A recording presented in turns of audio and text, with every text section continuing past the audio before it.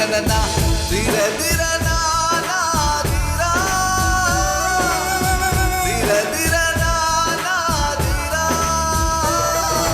தேவை தேவை தேவை உடனே மாமியார் தேவை தேவை தேவை தேவை ரொம்ப நல்ல மாமியார் தேவை தேவை தேவை தேவை உடனே மாமியார் தேவை தேவை தேவை தேவை ரொம்ப நல்ல மாமியார் தேவை பெரிய பொட்டு வச்சுக்கிட்டு நடக்கும் மாமியார் தேவை அம்மி மிதிச்சு அருந்ததி பார்த்து குடும்பம் நடத்த தேவை மஞ்சள் குங்கும மங்கள பூவும் சுமந்து வர வேண்டும் வம்சம் வாழ தெய்வாம்சம் வேண்டும் தேவை தேவை தேவை உடனே மாமியார் தேவை தேவை தேவை தேவை ரொம்ப நல்ல மாமியார் தேவை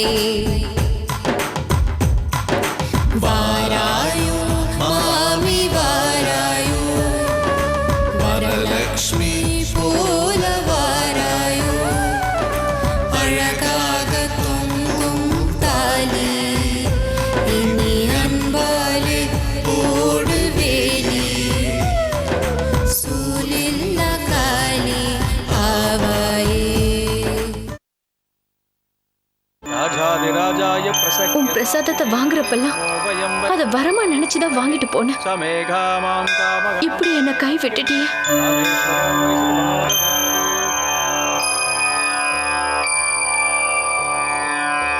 நீ நினைச்சது கண்டிப்பா நடக்குமா?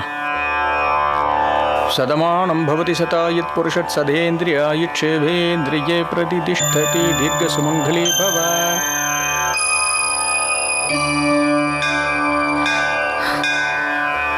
உன்கிட்ட கடைசியா ஒண்ணு வேண்டிக்கிற முருகா, துர்கா மேடத்தை எங்களுக்கு மாமியாரா எங்க வீட்டு வாசல மிதிக்கவே.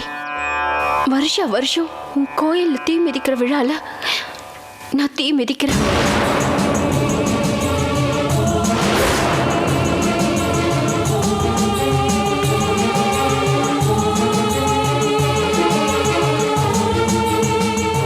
என் மேல உனக்கு அவ்வளவு நம்பிக்கை அமீரா?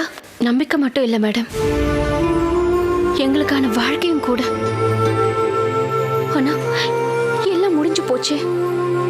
யாருக்கும் அச்சதை போட்டு ஆசீர்வாதம் பண்ண அந்த வீடு தயாராயிட்டு இருக்கு. கோயிலுக்கு போய் சாமி கும்பிடுற பழக்கமே இல்லாதன்னா ஒன்னாலதான் கோயிலுக்கே வர ஆரம்பிச்சேன். இப்போ உனக்காக கடவுள்கிட்ட வேண்டிக்க போறேன். ஒரு நோயாளி டாக்டரை நம்புற மாதிரி, ஒரு நிரபராதி நீதிபதியை நம்புற மாதிரி உன்னோட பக்த மீரா உன்னை நம்புறா. அவளை காப்பாத்துமா. அவளோட வேண்டுதலை நீதான் நிறைவேற்றணும்.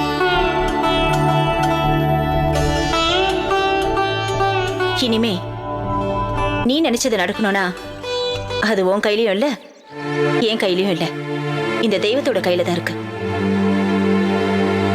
நான் ஒரு முடிவுக்கு வந்துட்டேன் மேடம். என்ன? என் மாமனாருக்கு மனைவியா செலக்ட் ஆனவங்கள சந்திச்சு பேசலான்னு இருக்கேன். ஏன் மீரா, அவங்கள பார்த்து என்ன பேச போற? அவங்க காலில் விழுந்து அவங்க மாமியார வராதபடி கெஞ்சி கேட்க போறேன் மேடம். What nonsense! அது தப்பு மீரா. 3 பெரியவங்க சேர்ந்து நல்ல விசாரிச்சு ஒரு பொண்ணை செலக்ட் பண்ணிருக்காங்க. ஒருவேளை என்கிட்ட இருக்கிற குணாதிசயங்கள், நீ என்கிட்ட எதிர்பார்க்கிற விஷயங்கள் அந்த பொண்ணுகிட்டே இருக்கலாம். என்னை விட அதிகமான அர்ப்பணிப்பு குணமும் இருக்கலாம். சோ நீ அவங்கள வரக்கூடாதுன்னு எதிர்க்கிறது தப்புன்னு எனக்கு தோணுது மீரா. மேடம், உங்களை மாதிரி இல்லைன்னு கல்யாணத்துக்கு அப்புறம் தெரிஞ்சா நீங்க வேணான்னு சொல்லி அனுப்ப முடியாது. மனைவிங்கிற அந்தஸ்தோட வந்த பிறகு என்ன செய்ய முடியும் மேடம்? உனக்கு நான் தெளிவா ஒண்ணு சொல்லிக்கிறேன் மீரா. நம்பிக்கையோட இரு. தன்னம்பிக்கை குறையாத வரைக்கும் தோல்விகள் நம்மள நெருங்குறது இல்ல. இது சுவாமி விவேகானந்தர் ஒன்ன மாதிரி பேசுறவங்களுக்காக சொன்ன தத்துவம். ஒரு மனுஷனோட வாழ்க்கைக்கு பலம் சேர்க்கிறதே அவனோட தன்னம்பிக்கை தான். நீ கும்பிடுற இந்த தெய்வமும் உன் மனசுல உருவாக்குற நம்பிக்கையும் என்ன உன்னோட மாமியாரா அந்த வீட்டுக்கு கொண்டு வருங்கிற நம்பிக்கை எனக்கு இருக்கு மீரா.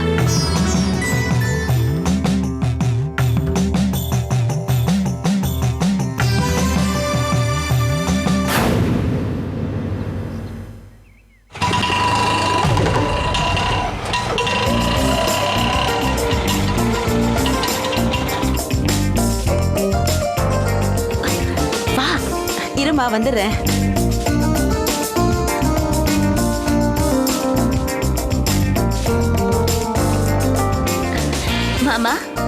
வராங்க. அத்தையா?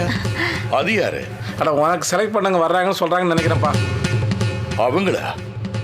திடீர்னு ஏன் வராங்க? அவங்க வாழப்போற வீட்டுக்கு வராங்க மாமா. இந்த வீட்டுக்கு வந்து போற உரிமை அவங்களுக்கு இருக்குங்க. வாங்க. வணக்கம். நல்லா இருக்கீங்களா? சந்தோஷமா இருக்கேன். நீங்க எப்படி நல்லா இருக்கீங்க? இருக்கேம்மா. அத்தை என்ன சாப்பிடுறீங்க? நான் உரிமையோட சாப்பிடுற நாள் வரும். நானே கேட்டு வாங்கி சாப்பிடுறேன். இப்போதைக்கு விருந்தாளியா தானே வந்திருக்கீங்க? என்னங்க நீங்க என்ன இப்படி மூணாவது மனுஷன் நினைச்சிட்டீங்க? ஓ, ஐம் சாரி. என்னம்மா திடீர்னு புறப்பட்டு வந்திருக்கிற? உட்காருமா முதல்ல. பரவாயில்லைங்க, பெரியவங்க முன்னாடி உட்காந்து பேசி பழக்கம் இல்லை. இது ஓ வீடுமா? அது மட்டும் இல்ல, உனக்கு சமமான உரிமையை நாங்க எப்போ கொடுத்துட்டோம். பரவாயில்ல, உட்காருங்க. முதல்ல உட்காருமா. உட்காருங்க அத்தை.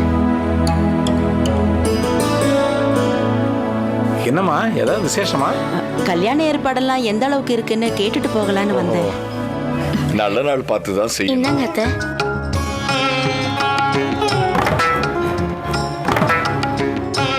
நல்ல நாள் குறிக்க சொல்லி ஐயர்கிட்ட கூட சொல்லியிருக்கோம்.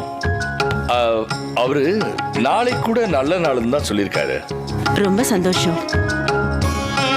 அவசரப்படாம நல்ல முகூர்த்த நாளா பார்த்து சிம்பிளா பண்ணுங்க. கல்யாணம் சிம்பிளா தான் நடக்கும். உங்க சைடுல சடங்கு சம்பிரதாயம் பண்றதுக்கு யாராவது உறவுக்காரங்க இருக்காங்களாம்மா? அண்ணன் இருக்காருங்க. அவரை வரச்சேன்னா பேசி முடிச்சிடலாமாம்மா? அண்ணன் தான் இங்கேயே இருக்காரே. நான் உங்களை தானே சொன்னேன். என்னோட அண்ணனா இருந்து நீங்க தான் சாஸ்திர சம்பிரதாயம் எல்லாம் பண்ணணும்.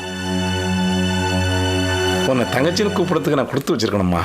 இனிமே எல்லாத்தையும் நானே பார்த்துக்கிறேம்மா. கல்யாணத்தை ஐயரை வச்சு பண்ண போறீங்களா இல்ல சீர்திருத்த கல்யாணமா? நம்ம மனசாட்சி தாம்மா எல்லாமே. மனசை சாட்சியா வச்சு சீர்திருத்த கல்யாணம்லாம் நாங்கள் நினைக்கிறோம்மா. எனக்கு எந்த ஆட்சேபனையும் இல்லை. இனிமே நீங்க எடுக்கிற முடிவு தான் என் சந்தோஷத்தை நிர்ணயிக்க போற முடிவு. நான் கிளம்புறேன். தங்கச்சி, நாளைக்கே கல்யாணம் இருக்கும். சாயங்காலம் உனக்கு தகவல் சொல்லி அனுப்புறோம். ரொம்ப சந்தோஷம் அண்ணே. வரேன். போயிட்டு வாம்மா. நான் வரேங்க. அம்மா கிரிஜா, கொஞ்சம் வழி அனுப்பிச்சிட்டு வா. சரிங்க மாமா. வாங்க அத்தை.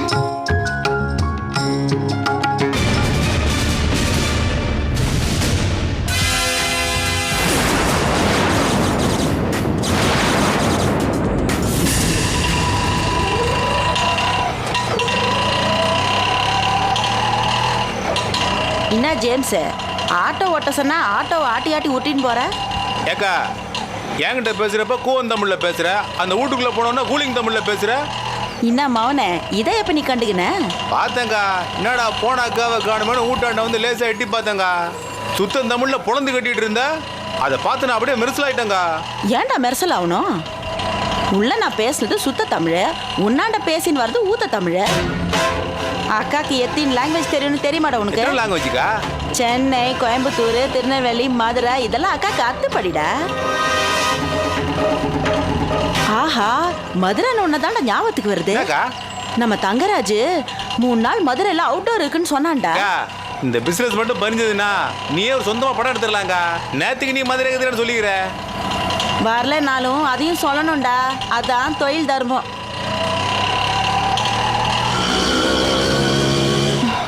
ஐயோ, என்னக்கா? என்ன? அங்க வண்டியை திருப்புடா. ஏங்கா? கேள்வியெல்லாம் கேட்காத, அந்த வீட்டுக்கு வண்டியை திருப்புடா. என்னக்கா நீ?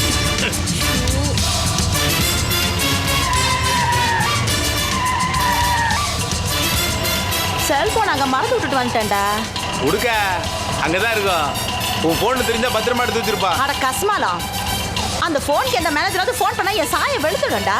ஏக்கா, என்னக்கா நீ பெரிய டேஞ்சர் வேலை பண்ணிட்டு வந்துருக்குற? கர்த்தரே, என் செல்போனுக்கு யாரும் ஃபோன் பண்ணிருக்க கூடாது.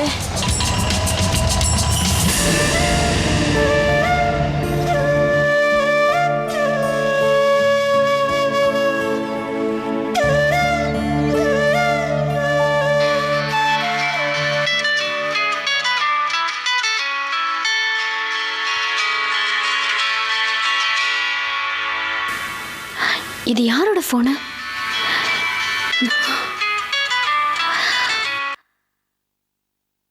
ஹலோ. என்ன ஜூலி, நீ அவுட்டர் வரையா இல்லையா? மதுரையில் ஒரு நாள் ஷூட்டிங்கை முடிச்சிட்டு அப்படியே காரைக்குடிக்கு போகிறோம். நல்ல கேரக்டரு, உன்னோட நடிப்பை அப்படியே கொட்டி தீர்த்து. அப்படியே என்னையும் கவனிச்சுக்க. எக்ஸ்கியூஸ் மீ, உங்களுக்கு யாரு வேணும்? யாரு வேணுமா? இது ஜூனியர் ஆர்டிஸ்ட் ஜூலி நம்பர் தானே? ஜூனியர் ஆர்டிஸ்டா? இவ கூட பெரிய தொல்லை, அடிக்கடி போனை மிஸ் பண்ணிடுவா. இந்த நம்பர் சினிமால ஜூலின்னு ஒரு துணை நடிகை இருக்கா, அவ நம்பருங்க இது. அவகிட்ட வேற நம்பர் இருக்கிற மாதிரி தெரியலங்க. ஏங்க, பிரமாதமா நடிக்கிற ஆர்டிஸ்டுங்க. சினிமால செல்போனை மிஸ் பண்ணா வாழ்க்கையே மிஸ் பண்ண மாதிரிங்க. அவங்க பேர் என்ன சொன்னீங்க? ஜூலி. சினிமால ராயபுரம் ஜூலினா எல்லாருக்குமே தெரியும். நல்லா படிச்சவங்களா? ஐய, அவ ஒன்றும் பெரிய படிப்பெல்லாம் படிச்சவ இல்லைங்க. சென்னையில கூவம் தமிழ்ல அவளை மாதிரி யாராலுமே பேச முடியாது. ஆமா, இது எதுக்கு நீங்க கேக்குறீங்க? இல்ல, போன்ல ஜூலி அம்மையான்னு நேம் இருந்தது. ஏங்க, அவளே ஒரு கை நாட்டு பார்த்தீங்க. எல்லா தில்லாலகடி வேலையும் செய்வா. ஒருவேளை ஜூலி உங்களுக்கு ஃபோன் பண்ணா அவகிட்ட போனை தயவு செஞ்சு கொடுத்துருங்க. கண்டிப்பா கொடுத்துறேங்க. நல்ல நடிகைன்னு வேற சொல்றீங்க. போன் இல்லாட்டி பழப்ப கேட்டு போயிடுமே. ஏங்க, அவளுக்கு சினிமா மட்டும் தொழில் இல்லைங்க, அவ ஏகப்பட்ட தொழில் கையில வச்சிருக்கா. சரிங்க, அவ ஃபோன் பண்ணா மேனேஜர் மீச தங்கராஜ் ஃபோன் பண்ணாருன்னு மட்டும் சொல்லுங்க. ஓகே.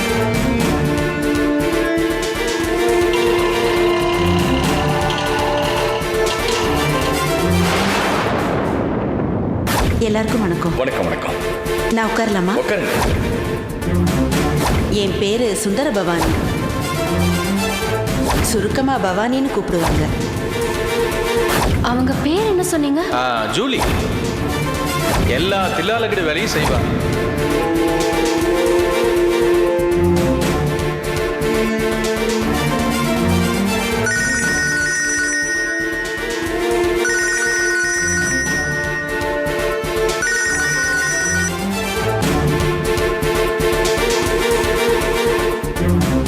அண்ணாத்த, 2வது லெஃப்ட் கட் பண்ணு.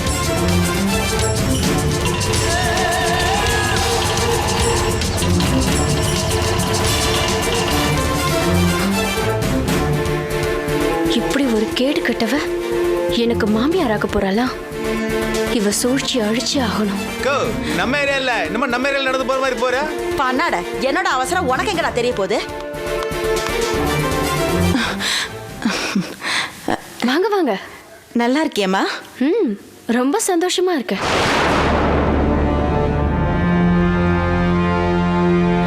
இதேதான் மத்த 2 மருமகளும் சந்தோஷமா இருக்கிறதா சொன்னாங்க. என்ன காரணம்னு கேட்டேன். நீங்க மாமியார வரப்போற சந்தோஷம்னு சொன்னாங்க. கேட்கவே எனக்கு ரொம்ப சந்தோஷமா இருக்கு. நானும் இப்பதான் எல்லை இல்லாத சந்தோஷத்துல இருக்கேன். உட்காருங்க. என்ன விஷயம், திடீர்னு வந்திருக்கீங்க? இல்ல, போனை மறந்து வச்சுட்டு போயிட்டேன். உன் கையில வச்சிருக்கிறது என்னோட மொபைல் தான். யாராச்சும் ஃபோன் பண்ணாங்களா? ஆமா. யாருமா பேசுனது? ஆக்சிடென்ட் பாலிசி போடுறீங்களான்னு ஒரு இன்சூரன்ஸ் கம்பெனில இருந்து ஃபோன் பண்ணாங்க.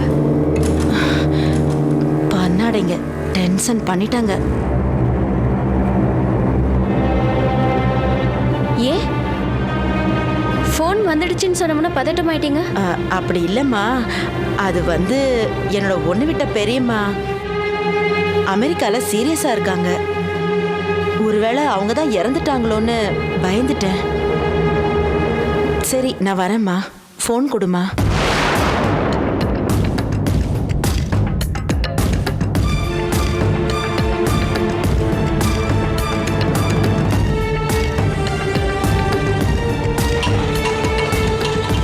என்னக்கா, மொபைல் கிடைச்சதா?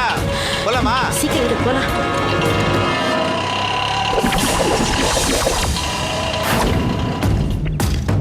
இவ ஒருத்தி மட்டும் இந்த சதியில இன்வால்வ் ஆயிருக்க மாட்டா. இவளோட நதி மூலம் ரிஷி மூலம் என்னன்னு கண்டுபிடிச்சாகணும்.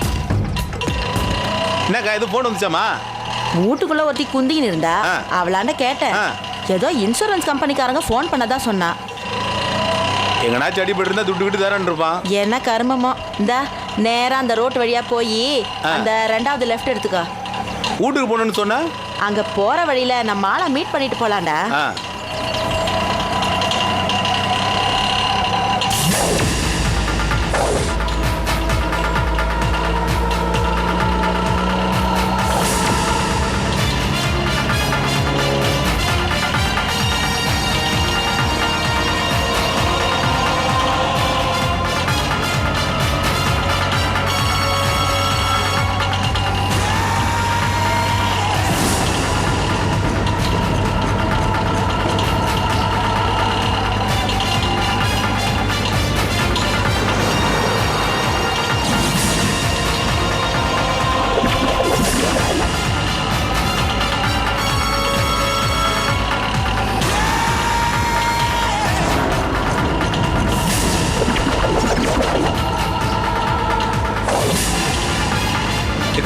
இந்த லெஃப்டா? ஆமாமா இந்த லெஃப்ட் தான், அப்படியே திரும்ப.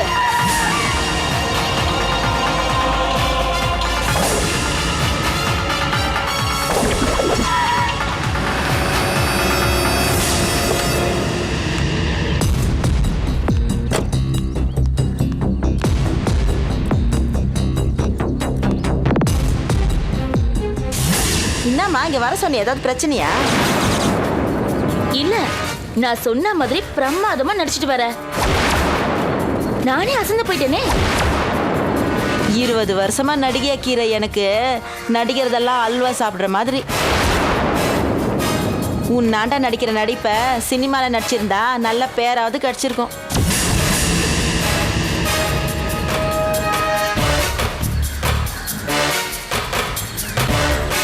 நான் தான் உனக்கு நிறைய பணம் தரேன்ல, அப்புறம் என்ன? சரி ஒத்துக்கிறேன். கல்யாணத்துக்கு தேதி குடிக்கிற விஷயத்துல தாத்தா மாருங்க ரொம்ப ஸ்பீடா இருக்கிறானுங்க. நல்ல நாளுன்னு சொல்லி என் கழுத்துல தாலியை கட்டிட போறாரு. அப்புறம் என் பொழப்பு பேஜாரா போடுமா. இவங்க என்ன இப்படி தமிழ் பேசுறாங்க? அவங்க எப்படி ரெடி ஆனாலும் பரவாயில்ல, நான் சொன்ன மாதிரி நீ ரெடியா இரு. ஆளை பார்த்தா பாவமா இருக்குமா. நான் வேணா கண்ணாலத்துக்கு முன்னாடி நாள் எஸ்கேப் ஆயிட்டேன். இப்பெல்லாம் அப்படிதானே நடக்குது. அதுக்காக நான் உனக்கு 50,000 கொடுத்தேன். அந்த பெரிய மனுஷனுக்கு பாடம் புகட்டணும் தான். கல்யாணம்ன்ற வார்த்தை அவர் கேட்டாலே பயந்து நடுங்கணும். அதனால நீ பயந்து நடுங்காம நான் சொல்ற மாதிரி நடி. கண்ணாலம் கோயிலையா இல்ல மண்டபத்திலையா? எங்க நடந்தா உனக்கு என்ன? எப்படி 200 பேராவது வருவாங்க. அத்தனை பேர் முன்னாடியும் என் மாமனார் அசிங்கப்படுத்தினா போதும்.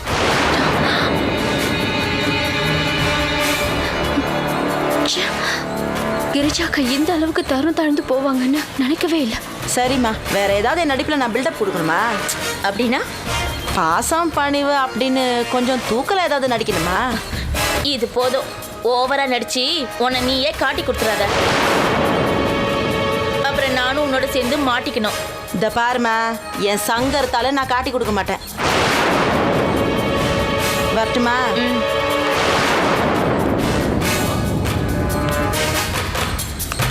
அண்ணாத்த ஆட்டோ எடு. என்னக்கா வீட்டு தானே?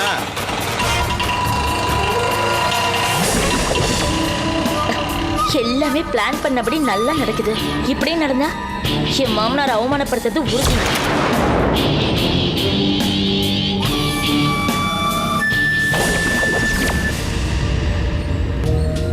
பொம்பளையா பிறக்கவே தகுதி இல்லாதவ மருமகளா வாழ வந்திருக்கா.